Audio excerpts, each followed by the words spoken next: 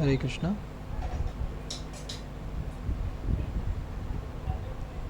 हरे कृष्णा।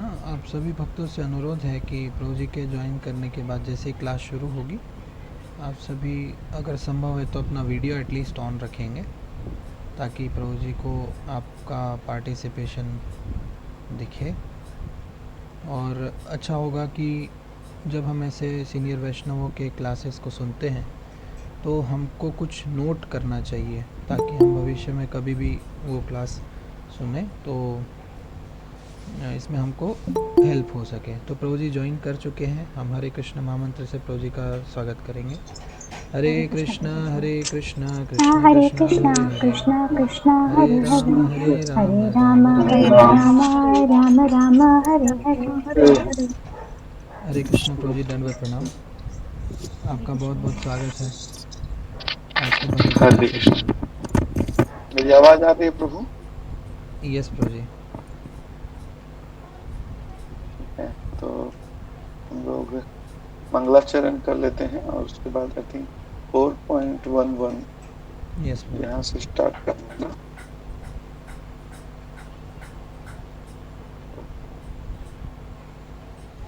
ओम ज्ञानतिमिरान्धस्य ज्ञानाञ्जनशलाकया चक्षुरुन्मिलितं येन तस्मै श्रीगुरवे नमः। श्रीचैतन्यमनोभीष्टं स्थापितं येन भूतले स्वयं रूपः कदा मह्यं ददाति स्वपदान्तिकम्। वन्देऽहं श्रीगुरो श्रीयुतापदकमलं श्रीगुरु वैष्णवांश्च श्रीरूपं साग्रजातं सहगणरघुनाथान्वितं तं सजीवं साधवैतं सावधूतं परिजनसहितं कृष्णचैतन्यदेवं श्रीराधा कृष्णपादान् सहगणललिता श्रीविशाखान्वितांश्च हे कृष्ण करुणा सिंधु दीनबंधु जगत्पते गोपेश गोपिका कांत राधा कांत नमस्तुते। तप्त कांचन तप्त गौरांगी कांचन गौरांगी राधे वृंदावनेश्वरी वृषभानुसुते देवी प्रणमामि हरिप्रिये। वाञ्छाकल्पतरुभ्यश्च कृपा कृपा सिन्धुभ्यैव सिन्धुभ्यैव च पतितानां पतितानां पावनेभ्यो पावनेभ्यो वैष्णवेभ्यो वैष्णवेभ्यो नमो नमो नमः। नमः। जय श्री कृष्ण जय चैतन्य श्री कृष्ण चैतन्य प्रभु प्रभु नित्यानंद नित्यानंद श्री श्री अद्वैत अद्वैत गदाधर गदाधर श्रीवासादि श्रीवासादि गौर भक्त गौरभक्तवृंद। वृंद। हरे हरे कृष्णा कृष्णा कृष्णा कृष्णा कृष्णा कृष्णा हरे कृष्णा हरे, हरे हरे हरे हरे राम हरे राम राम राम हरे हरे। हरे कृष्ण। तो आप सभी भक्तों का बहुत बहुत स्वागत है। और धन्यवाद कि आप लोग जो है वो नियमित रूप से भगवद गीता के ऊपर जो है वो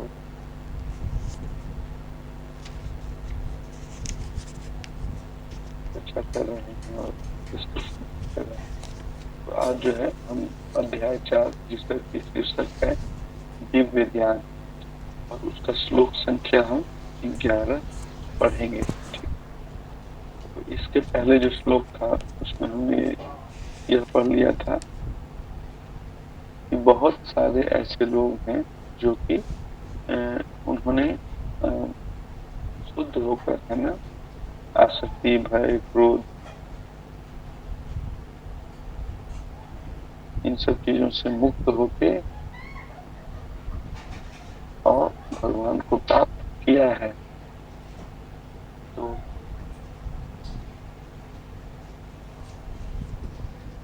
कई बार जो लोग ये सोचते हैं कि भगवान है तो दिखाई क्यों नहीं देते, भगवान मिलते क्यों नहीं, सामने क्यों नहीं आते। तो यहाँ पर भगवान बता रहे हैं कि ऐसा नहीं है कि भगवान दिखाई नहीं देते या मिलते नहीं है, लेकिन हमको कहने का मतलब कि क्वालिफाई करना पड़ेगा। और ऐसा योग्यता प्राप्त करके पहले भी कई सारे लोग भगवान को प्राप्त कर चुके हैं, अभी भी चाहे तो हम कर सकते हैं। हरे कृष्ण। तो हम श्लोक संख्या 11 नंबर पढ़ेंगे। ये यथा माम प्रपद्यन्ते तांस्तथैव भजाम्यहम्, मम वर्तमानुवर्तन्ते मनुष्या पार्थ सर्वशः। ये श्लोक जो है वो बहुत महत्वपूर्ण है।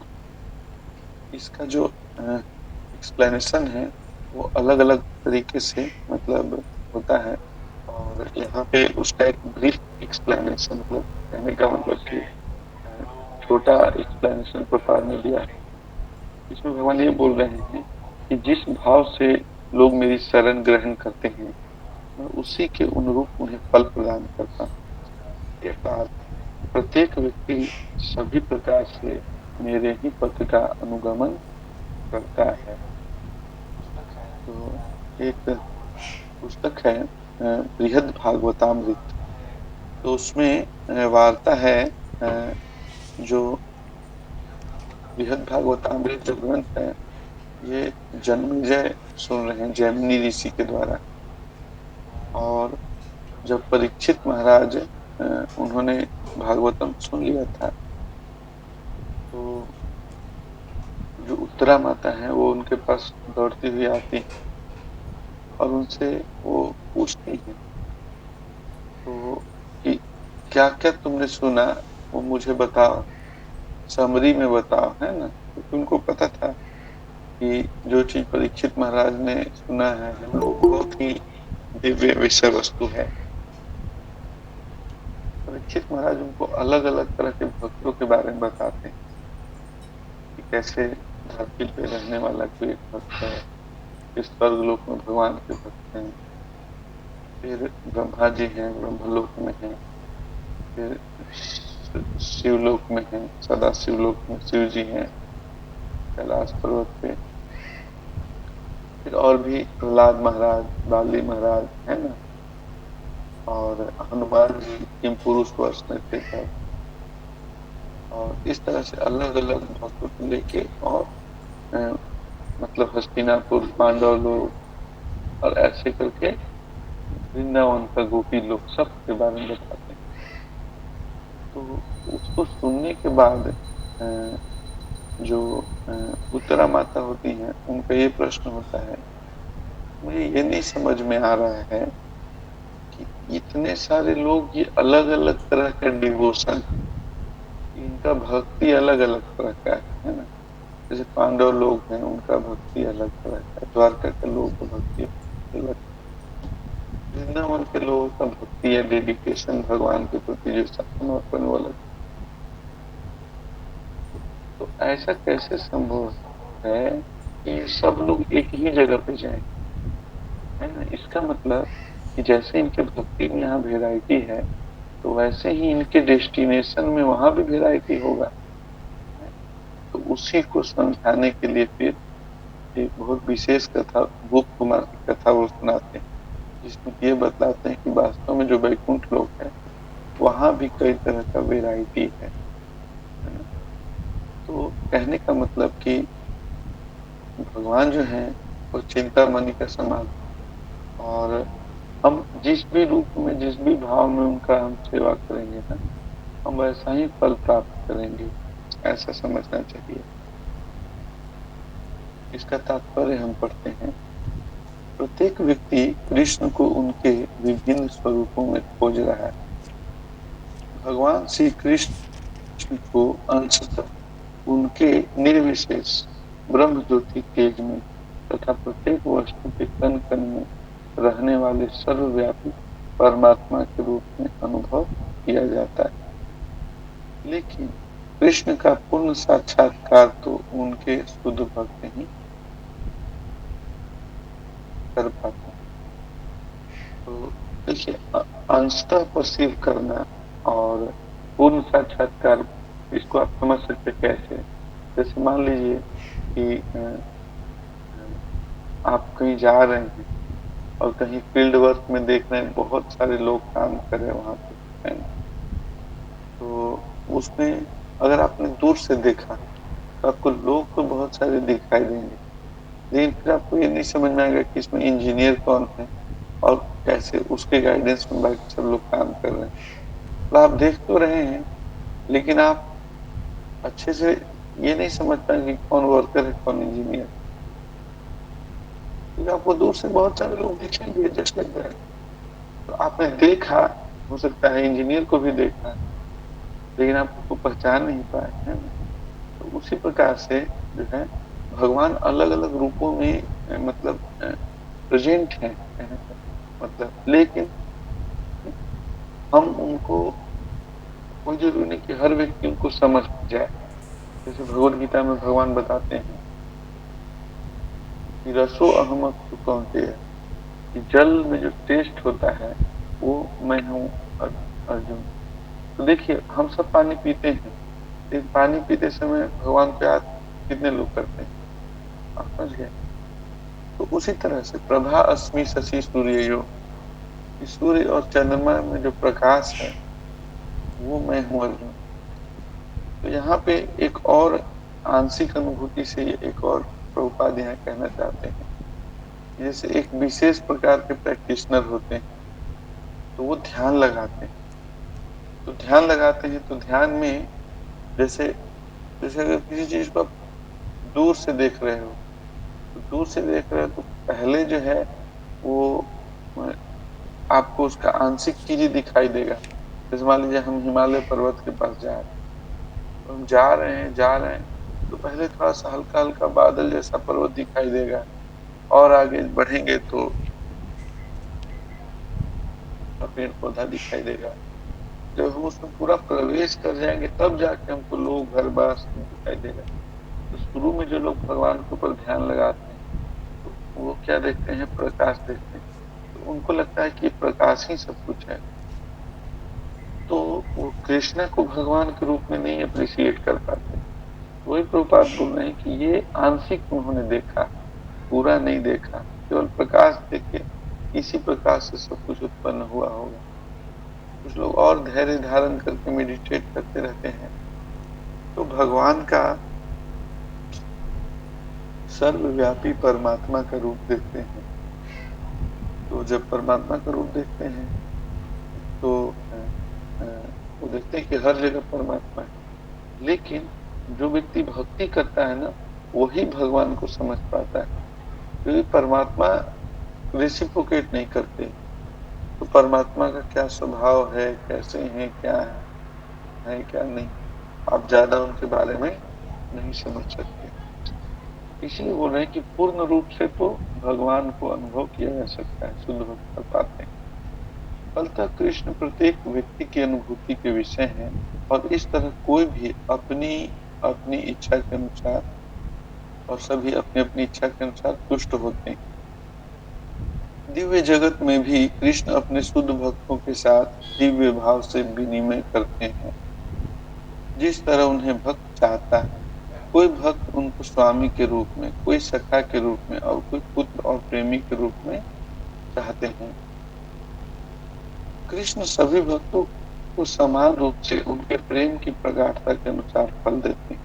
भौतिक जगत में भी ऐसी ही विनिमय की अनुभूति होती है और वे विभिन्न प्रकार के भक्तों के अनुसार भगवान द्वारा समभाव से विनिमय की जाती है। तो यहाँ पे हम जैसा ही इस संसार में प्रभुपाद बता रहे हैं कि जैसा हम भगवान की सेवा करते हैं भगवान वैसा रेसिप्रोकेट करते हैं।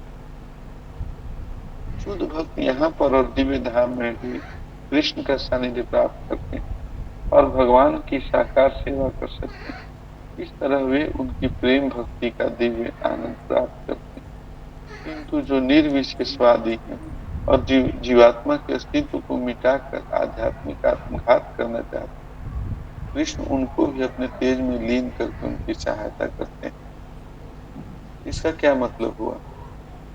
जो निराकारवादी हैं वो भगवान के रूप को नहीं मानते, तो उनका कहना है कि नहीं, मतलब कोई जैसे शरीर होगा तो कष्ट होगा, तो आध्यात्मिक जगत में जो है वो कोई आकार भगवान का कुछ ऐसा कुछ नहीं है। तो तो वो उनको भी जो धाम मिलता है ना, ब्रह्म ज्योति मिलता है, तो उसमें उनका भी कोई आकार नहीं होता। समझ गए ना? मतलब इट इज जस्ट लाइक, इसको विश्वनाथ चक्रवर्ती ठाकुर बताते हैं कि ऐसा कैसे संभव होगा कि हम हैं लेकिन हमारा कोई आकार नहीं है। आप समझ गए? तो कहने का मतलब कि जो ब्रह्म ज्योति होता है ना, उसमें इतना प्रकाश होता है कि हर जगह प्रकाश। मान लीजिए आपके हाथ से भी प्रकाश निकले, आपके दांत से, आंख से, हर जगह से प्रकाश निकले, तो आपको कुछ दिखाई देगा, होगा भी तो। और हर वस्तु से बस प्रकाश ही निकले। तो जो विश्वनाथ चक्रवर्ती ठाकुर हैं वो बताते हैं कि जैसे हरे रंग के पेड़ में हरे रंग का तोता बैठ गया, तो सब कुछ हरा हरा दिखता है ना, तो कोई वेराइटी नहीं दिखता। उसी प्रकार से ब्रह्म ज्योति में लोग प्रवेश करते हैं, कोई वेराइटी नहीं होता। ठीक है? तो क्योंकि वो भगवान के रूप को नहीं मानते, तो वो अपना भी रूप खो देते हैं। ऐसे निर्विशेषवादी सच्चिदानंद भगवान को स्वीकार नहीं करते, फलतः वे अपने व्यक्तित्व को मिटाकर भगवान की दिव्य सगुण भक्ति के आनंद को प्राप्त नहीं करते। उनमें से कुछ जो निर्विशेष सत्ता में दृढ़ पूर्वक स्थित नहीं हो पाते, वे अपनी कार्य करने की सुप्त इच्छाओं को प्रदर्शित करने के लिए इस भौतिक क्षेत्र में वापस आते हैं। अब वहां पे चले तो जाते हैं, कहने का मतलब, लेकिन अगर आप वहां चले जाएंगे तो वहां करेंगे क्या? तो इसलिए बोले कि उनको वापस आना पड़ता है। क्यों? क्योंकि कोई व्यक्ति बहुत समय तक साइलेंट नहीं बैठ सकता। आप कब तक ऐसी, मतलब चलिए बहुत शांति है, तो शांति है तो कब तक आप शांति से बैठे रहेंगे? है ना? तो कुछ जीवात्मा का मतलब कि उसको कुछ एक्टिविटी चाहिए, उसको कुछ, है ना, कार्यकलाप चाहिए, है ना, कुछ करने के लिए। वो एंगेजमेंट या तो इस संसार में मिलता है या तो आध्यात्मिक जगत में मिलता है। इस संसार में एंगेजमेंट तो मिलता है, लेकिन आप एक परमानेंट स्थिति नहीं मिलती, बार बार जन्म मृत्यु होते रहता है ना, और कई तरह का प्रॉब्लम। लेकिन आध्यात्मिक जगत में ऐसा कुछ नहीं, वहां पे परमानेंट स्थिति है। उन्हें वैकुंठ लोक में प्रवेश नहीं करने दिया जाता है, किंतु भौतिक लोक में कार्य करने का अवसर प्रदान किया जाता है।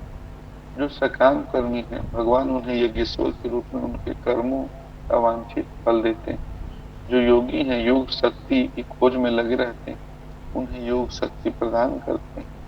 दूसरे शब्दों में प्रत्येक व्यक्ति की सफलता भगवान की कृपा पर आश्रित है, और समस्त प्रकार की आध्यात्मिक विधियां एक ही पथ में सफलता की विभिन्न कोटियां हैं। अतः जब तक कोई कृष्ण भावनामृत की सर्वोच्च सिद्धि तक नहीं पहुंच जाता, सारे प्रयास अपूर्ण रहते हैं। जैसा कि भागवतम में बताया गया है, अकामः सर्व काम हुआ मोक्ष काम उदारदी तीव्रेन भक्ति योगेन जजेत पुरुषम परम। मनुष्य चाहे निष्काम हो या फल का इच्छुक हो या मुक्ति का इच्छुक ही क्यों न, उसे पूरे सामर्थ्य से भगवान की सेवा करनी चाहिए, जिससे उसे पूर्ण सिद्धि प्राप्त हो सके, जिसका पर्यवसान कृष्ण भावनामृत में होता है। तो इसको थोड़ा सा और समझ लीजिए कि जैसे देखिए, शुरुआती दौर में व्यक्ति जो है वो अ, अपनी इच्छा के कारण काम करता है, चाहे भक्ति चाहे कुछ भी करता है ना, वो अपनी इच्छा से मुझे कुछ चाहिए, तो उसको कर्म बोलते हैं, है ना। तो फिर वो भगवान का व्यक्तित्व को बहुत ज्यादा महत्व नहीं देता है कि हम क्या, हम कर्म नहीं करेंगे तो भगवान हमको फ्री में दे देंगे क्या। मतलब वो कर्म को ज्यादा बड़ा मानते हैं। तो भगवान भी उनसे उसी तरह से यज्ञेश्वर के रूप में रेसिप्रोकेट करते हैं। आप अच्छा करोगे तो अच्छा फल मिलेगा, बुरा करोगे तो बुरा फल मिलेगा।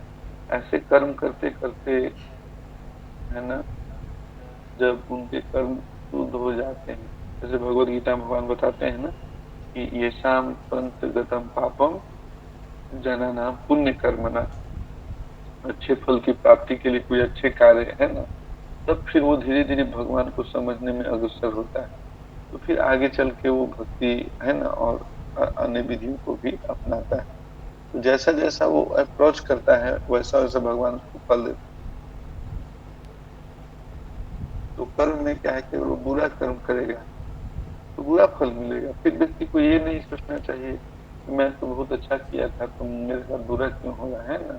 क्यों? क्योंकि वो भगवान को सब कुछ नहीं मानता, वो कर्म को सब कुछ मानता है। तो कर्म के हिसाब से फल मिल रहा है तो फिर तो क्या प्रॉब्लम। आप समझ गए हैं? उसी प्रकार से जो है कुछ लोग जो है वो योग सिद्धि से प्रभावित होते हैं ना, वो तपस्या करते हैं और सिद्धियां प्राप्त करते हैं, तो भगवान उनको सिद्धि दे देते हैं। आप समझे ना? तो सिद्धि दे देते हैं। लेकिन वो सिद्धि प्राप्त होने के कारण से ही कई लोगों का पतन हो जाता है ना। तो सिद्धि ही उनके पतन का कारण बनती है। तब फिर वो सिद्धि भी छोड़ देते हैं ना, और फिर वो कुछ और है ना, कुछ और है। तो फिर वो आध्यात्म है ना, भगवान की है ना, भक्ति सेवा इसमें रुचि लेते हैं। इस तरह से आप समझ सकते हैं। हरे कृष्ण। उसके बाद नेक्स्ट श्लोक पढ़ेंगे। कांचनतः कर्मणां सिद्धि यजंत इह देवता क्षिप्रम हि मानुषे लोके सिद्धि भवति कर्मजा। इस संसार में मनुष्य सकाम कर्मों में सिद्धि चाहते हैं। सकाम कर्म मतलब हम काम कर रहे हैं, हमको कुछ मिले इसलिए, मतलब हम कुछ फल के लिए काम कर रहे हैं, अच्छे फल के लिए, उसको सकाम कर्म बोलते हैं।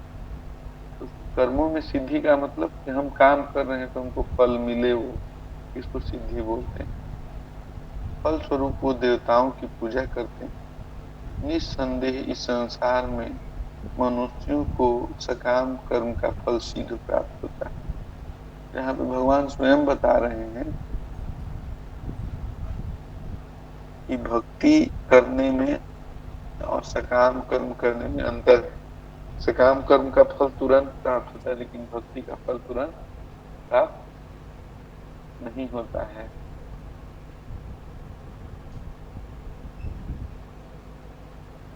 तात्पर्य, इस जगत के देवताओं के विषय में भ्रांत धारणा है और विद्वता का दंभ करने वाले अल्प ज्ञान अल्पज्ञ मनुष्य इन देवताओं को परमेश्वर के विभिन्न रूप मानकर बैठते हैं। वस्तुतः ये देवता ईश्वर के विभिन्न रूप नहीं होते, किंतु ईश्वर के विभिन्न अंश होते हैं। ईश्वर तो एक है, किंतु उनके अंश अनेक हैं। वेदों का कथन है नित्यो नित्याना, ईश्वर एक है, ईश्वर परम कृष्ण। कृष्ण ही एकमात्र परमेश्वर और सभी देवताओं को इस भौतिक जगत का प्रबंध करने के लिए शक्तियां प्राप्त। आप ऐसे समझ सकते हो कि कोई भी राज दरबार होता है तो उसमें एक ही राजा होता है, लेकिन मिनिस्टर तो कई सारे होते हैं, है ना, कई सारे मंत्री वगैरह ये सब होते हैं। तो इस प्रकार से समझना चाहिए कि भगवान तो एक ही है, लेकिन उनके द्वारा अलग अलग शक्ति प्रदत्त देवी देवता होते हैं, वो जीव होते हैं। चलिए, ये देवता जीव आत्माएं हैं जिन्हें विभिन्न मात्रा में भौतिक शक्ति प्राप्त है। वे कभी परमेश्वर नारायण विष्णु या कृष्ण के तुल्य नहीं हो सकते। तो कृष्ण तत्व अलग होता है ना, और यह विष्णु तत्व जो होता है वो अलग, वो भगवान, वो अलग अलग रूप में भी देखते हैं ना तो भी भगवान। जैसे भगवान राम जी हैं, भगवान कृष्ण भगवान, ये सब भगवान के अलग अलग रूप हैं, लेकिन ये सब क्या है, विष्णु तत्व है। और जैसे देवी देवता होते हैं या हम लोग हैं, है ना, या फिर कीड़े मकोड़े हैं, ये सब जीव तत्व में आते हैं। तो ये अपने अपने कर्मों के हिसाब से जो है वो अलग अलग डिग्री का जो है वो स्थिति में रहते हैं। आप ऐसा समझ सकते हैं। जो व्यक्ति ईश्वर तथा देवताओं को एक स्तर पर सोचता है वह नास्तिक या पाखंडी कहलाता है। यहाँ तक कि ब्रह्मा तथा शिव जी जैसे बड़े बड़े देवता भी परमेश्वर की क्षमता नहीं कर सकते। वास्तव में ब्रह्मा तथा शिव जैसे देवताओं द्वारा भगवान की पूजा की जाती है। शिव विरंची नूतम, है ना, तो भी आश्चर्य की बात है कि अनेक मूर्ख लोग मनुष्यों के नेताओं की पूजा उन्हें अवतार मानकर करते हैं। यह देवता पद इस संसार के शक्तिशाली मनुष्य या देवता के लिए आया, लेकिन नारायण, विष्णु या कृष्ण जैसे भगवान इस संसार के नहीं है। वे भौतिक सृष्टि से परे रहने वाले निर्विशेषवादियों के अग्रणी श्रीपाद शंकराचार्य तक मानते हैं कि नारायण या कृष्ण इस भौतिक सृष्टि से परे। फिर भी मूर्ख लोग देवताओं की पूजा करते हैं क्योंकि वे तत्काल फल चाहते हैं। यहाँ पे आपको समझना क्या बताया जा रहा है कि भगवान इस सृष्टि से नहीं है कि क्या मतलब है। जैसे देखिए, भगवान ने ब्रह्मांड बनाया है ना, तो ब्रह्मांड में हम लोग को जन्म दिया, तो हम लोग जो प्रकट होते हैं, तो इसी संसार की मिट्टी, इसी संसार का वायु, अग्नि, इसी से मिल के हमारा शरीर बना। आप समझ गए ना। लेकिन भगवान का शरीर वैसा नहीं है, क्योंकि इसका संसार का बनने से पहले भी भगवान थे। आप समझ गए ना। तो ये बताया जा रहा है कि भगवान जो है वो इस संसार के नहीं है ना, वो इसके बनने से पहले से थे। ठीक है, तो समझ सकते। लेकिन बाकी यहाँ तक कि जो देवी देवता लोग भी होते हैं, वो इसी ब्रह्मांड में प्रकट होते हैं।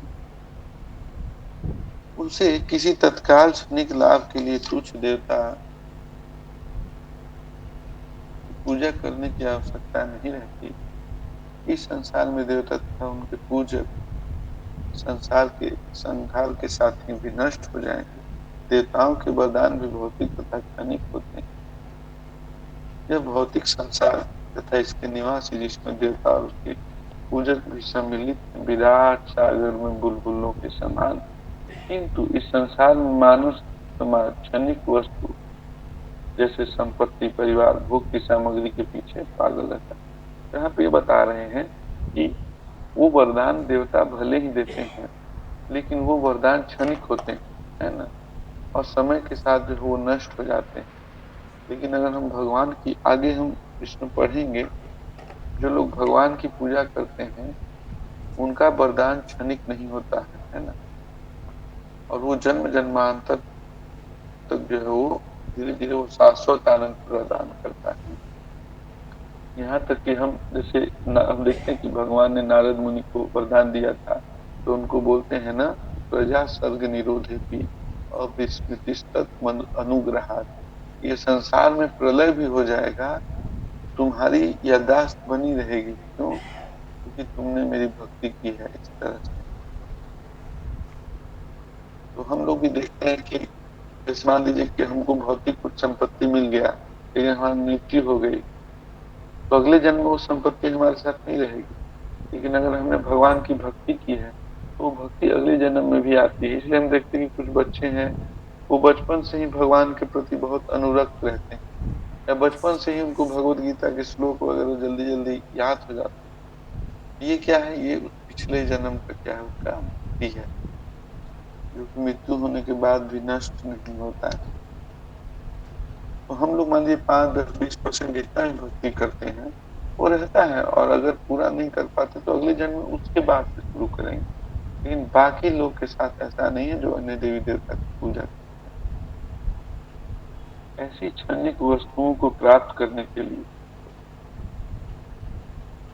लोग देवता या मानव समाज के शक्तिशाली व्यक्तियों की पूजा करते हैं। कोई व्यक्ति किसी राजनीतिक नेता की पूजा करके सरकार में मंत्री पद प्राप्त कर लेता है, तो वह सोचता है कि उसे महान वरदान मिल गया है। इसीलिए सभी व्यक्ति तथाकथित नेताओं को साष्टांग प्रणाम करते, जिससे वे क्षणिक वरदान प्राप्त कर सकें, और सचमुच उन्हें ऐसी वस्तुएं मिल भी जाती। अब देखिए, अगर आप किसी का प्रसन्न करो, कंपनी में अच्छे से काम करो, तो बॉस तुरंत पैसा दे देता है ना, सैलरी देता है, लेकिन आपको शाश्वत धन नहीं दे सकता है कि नहीं। तो ये है, ऐसे मूर्ख व्यक्ति संसार के कष्ट के अस्थायी निवारण के लिए कृष्ण भावनामृत में अभिरुचि। लेकिन वही आप भक्ति करोगे तो भक्ति, ऑफ कोर्स भक्ति से भी हमको रिलीफ मिलता है। अगर हम शुद्ध भक्ति के क्षेत्र में प्रवेश करेंगे तो हमको रिलीफ मिलता है। लेकिन शुद्ध भक्ति के क्षेत्र में प्रवेश करने में थोड़ा समय लगता है। जैसे रूप गोस्वामी प्रभुपाद बता रहे हैं कि शुद्ध भक्ति जो है वो सुविधा है और क्लेशाग्नि है। अगर हम शुद्ध भक्ति शुरू कर देंगे तो हमारे सारे कष्ट खत्म हो जाएंगे, लेकिन उसको शुरू करने में ही समय लगता है। तो इसलिए जो है वो आप कह सकते हैं कि उतना समय जो है वो हमको लगता है कि अरे यार ये कोई फायदा नहीं हो रहा, हम जा रहे हैं या गीता सुन रहे हैं या सेंटर पे जा रहे हैं या माला करे तो कोई फायदा नहीं हो रहा। लेकिन इसका फायदा हमको धीरे धीरे समझ में आएगा। हम्म, तो वही बोल रहे हैं कि अस्थाई कष्टों के अस्थाई निवारण के लिए मूर्ख लोग जो है वो कृष्ण भावना में रुचि नहीं दिखलाते हैं ना, क्योंकि उनको तुरंत चाहिए। वे सभी इंद्रिय भोग के पीछे दीवाने रहते हैं और थोड़े से इंद्रिय सुख के लिए वो शक्ति प्रदत्त जीवों की पूजा करते हैं, जिनकी देवता करते हैं। यह श्लोक इंगित करता है कि बिरले लोग ही कृष्ण भावनामृत में रुचि लेते हैं। अधिकांश लोग भौतिक भोग में रुचि लेते हैं, फलस्वरूप वो किसी न किसी शक्तिशाली व्यक्ति की पूजा करते हैं। यहाँ पे भगवान हमको एक ट्रेंड बता रहे हैं। तो अगर हम लोग भगवान की भक्ति कर रहे हैं, इसका क्या मतलब हुआ कि हम स्पेशल हैं, है ना? क्योंकि ज्यादातर लोग जो है वो भगवान की भक्ति नहीं करना चाहते, उनको लॉन्ग टर्म बेनिफिट नहीं समझ में आता। ठीक है, हरे कृष्णा। इसमें किसी का कोई प्रश्न वगैरह है तो पूछ सकते।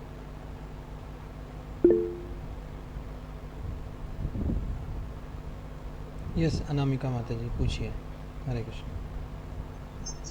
हरे कृष्ण प्रभु जी, आपने श्लोक संख्या 11 में बताया था कि भगवान निर्विशेषवादियों की भी सहायता करते हैं, तो वो किस प्रकार से करते हैं? हाँ, जैसे जैसे वो चाहते हैं कि जैसे एक्चुअली जीव जो है वो स्वाभाविक रूप से निर्विशेष है नहीं, है ना? मतलब लेकिन लोग वो उनका प्रयास रहता है कि हम निर्विशेष ब्रह्म में घुस जाएं। तो भगवान को दे देते हैं सायुज्य मुक्ति दे के, ऐसा मतलब अवसर दे देते हैं। तो वो उनकी सहायता होगी। उसमें सहायता ये हुई कि कम से कम वो सायुज्य मुक्ति जब उनको प्राप्त होती है तो उनके पूर्व जन्म के सारे पाप जो है वो खत्म हो जाते हैं। और उसके बाद जो है दूसरा बात कि जब वो वापस इस संसार में लौट के आएगा, तो जब वापस इस संसार में लौट के आएगा तो उसको इस बात का अनुभूति हुआ रहेगा, है ना, कि निर्विशेष ब्रह्म में जो है वो पूर्ण जो है वो सुख नहीं है या पूर्ण शांति नहीं है। एक चीज और भी है, जैसे हम समझ सकते हैं कि अगर कोई निर्विशेष स्वादी है लेकिन भगवान के प्रति अपराध नहीं करता है ना? जैसे जो चार कुमार थे, तो वो निर्विशेष से तदाकार, मतलब निर्विशेष में उनका रुचि था। तो जब वो ब्रह्म ज्योति में घूम रहे थे तो उनको भगवान का चरण कमल का जो तुलसी दल था उसका खुशबू उनको मिला, तो वो आकर्षित हुए भगवान की तरफ। तो यदि उन्होंने भगवान के प्रति या भक्तों के प्रति अपराध नहीं किया है तो वो निर्विशेषवादी भी कई बार जो है वो भगवान के नाम गुण रूप से आकर्षित हो जाते हैं। और इन लोग को फेवर करने के लिए शिव जी जो हैं वो सदा शिवलोक में रहते हैं और अपने भक्तों के साथ पूरा टोली मंडल लेके उधर कीर्तन करते रहते हैं, सब ब्रह्म ज्योति में इधर उधर घूम के।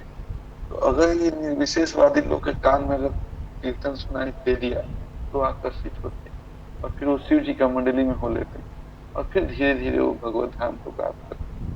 हाँ, लेकिन अगर वो भगवान के साकार रूप के प्रति ऑफेंडर है ना, साकार रूप के प्रति अपराध करते हैं, अगर उन्होंने भगवान रामचंद्र को, भगवान कृष्ण को, है ना, भगवान मानने से मना कर दिया या भक्तों के प्रति अपराध करते हैं, तब उनको नहीं घुसने दिया जाएगा आध्यात्मिक जगत में।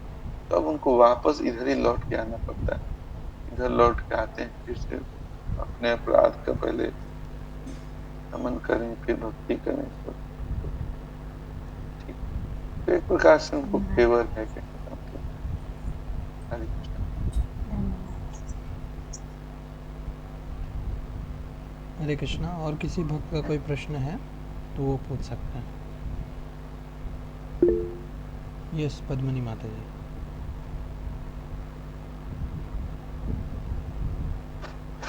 हरे कृष्ण प्रभु जी। जी प्रभु यस माता। प्रभु जी, तिलक को बात लेके मैं प्रश्न कर रही हूँ। जो काला तिलक लगाने पे जो कौन से लोग काला तिलक लगाते हैं?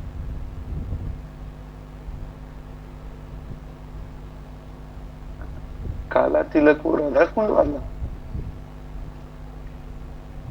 बहुत लोग बोलते हैं, आप लोग तो तिलक लगा राधा कुंड की मिट्टी का होता है वो। तो आवाज आवाज मिस हो गया माता जी।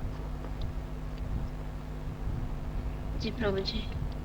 माता जी आप कहना चाह रही हैं आवाज में कि मिस हो गया, फिर से यस प्रभु जी। हम लोग तो सफेद चंदन लगाते प्रभु जी, यार कोई लोग तो ब्लैक वाला चंदन लगाते, उसी के लोग के बोलते हैं। तो ब्लैक वाला भी तो लगा सकते बोल के जी। कौन सा भाव लोग कैसे लगाते, कौन सा धर्म लोग कैसे लगाते तिलक, तो वही उससे पूछने।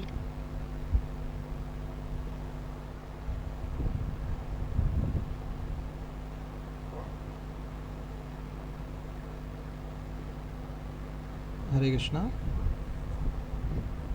हरे कृष्ण। एक्चुअली तिलक तो कोई सा भी लगा सकते हैं माता जी, उसमें कोई दिक्कत नहीं। हम लोग जो है ना वो ऊर्ध्व पुंड तिलक लगाते, जैसे ये ऊपर का वो उठा हुआ और तुलसी दल।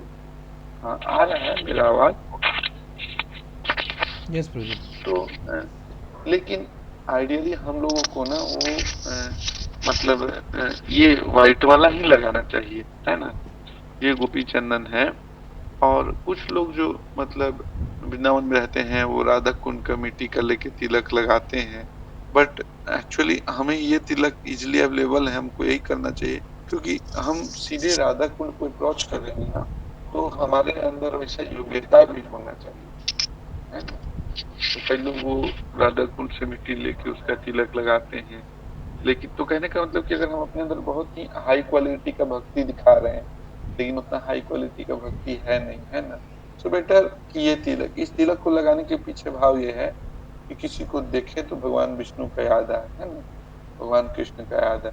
तो आप तिलक लगाते हो तो कोई देखता है तो देखता है, अरे यार देखो ये हरे कृष्ण वाला। तो simply it reminds one of Krishna. तो हमको यही तिलक लगाना चाहिए, ये अवेलेबल है हर जगह, ठीक है। बाकी कोई लगा रहा है उसको लगाने दीजिए, कोई उसमें इशू नहीं। Hare Hare Krishna. Thank you so much प्रभु जी। ठीक है। हाँ तो हम यहाँ पर एंड करते हैं प्रभु जी। आपका बहुत बहुत धन्यवाद कि आपने अपना महत्वपूर्ण समय हमें दिया और भगवद गीता के चौथे अध्याय का 11वां और 12वां श्लोक बहुत अच्छे तरीके से हमें समझाया। मैं आशा करता हूँ कि हमारे सारे भक्त इसी प्रकार से अपना उत्साह बरकरार रखेंगे भगवद गीता के इस श्रृंखला को आगे बढ़ाने में, और निरंतर हम प्रभु जी का संग भी प्राप्त करते रहेंगे। इसी के साथ धन्यवाद प्रभु जी। हरे कृष्णा। प्रभु जी का धन्यवाद हरे कृष्ण महामंत्र से हम करेंगे। हरे कृष्णा कृष्ण कृष्ण हरे हरे, कृष्णा कृष्णा हरे कृष्णा राम हरे राम, हरे राम राम हरे Ram, Ram Ram Hare Hare. Thank you so much प्रभु जी। हरे कृष्णा। धन्यवाद प्रणाम। हरे कृष्ण। हरे कृष्णा। आप सभी भक्तों का बहुत बहुत धन्यवाद कि आप लोग जुड़े और भगवद गीता के इस वैल्यूएबल नॉलेज को शेयर किया प्रभु जी ने, और उसे हमने ग्रहण किया। प्रश्न आना चाहिए सभी के मन में। प्रयास कीजिए कि प्रश्न ज़रूर पूछें, इससे कॉन्सेप्ट क्लियर होंगे। ये प्रश्न तभी आएंगे जब आप एक एक पॉइंट्स को लिखेंगे और समझने का प्रयास करेंगे, तब आपके अंदर प्रश्न आएंगे। तो प्लीज़ प्रश्न पूछ के अपने डाउट्स ज़रूर क्लियर कीजिएगा, ठीक है। हरे कृष्णा। जगत गुरु श्रील प्रभुपाद की जय। कृष्ण।